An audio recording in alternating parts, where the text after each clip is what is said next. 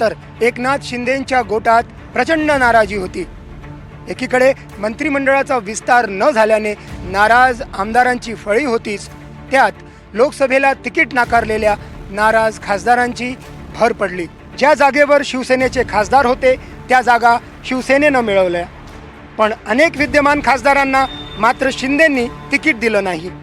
यवतमाळला 4 वेळा खासदार राहिलेल्या भावना गवळींचा पत्ता शिंदेंनी कट केला। रामटेकची जागा शिवसेनेला मिळाली, पण कृपाल तुमानेंना तिकीट मिळालं नाही। हिंगोलीत हेमंत पाटील यांना उमेदवारी घोषित झाली, पण आयत्या वेळी त्यांची उमेदवारी रद्द झाली। या सगळ्या गोष्टीमुळे पक्षात नाराजी होती। विधान परिषदेच्या निवडणुकीच्या निमित्तानं एकनाथ शिंदे यांनी या नाराजीवर फुंकर घालण्याचा प्रयत्न केला आहे। भावना गवळी आणि कृपाल तुमाने यांना विधान परिषदेवर पाठवून शिंदेंनी किमान 2 नेत्यांची नाराजी दूर केली आहे।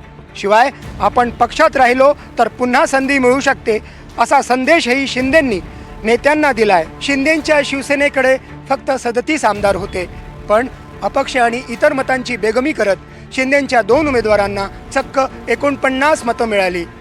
शिंदेंचा हा विजय त्यांच्या पक्षातील नेत्यांना आश्वस्त करणारा आहे।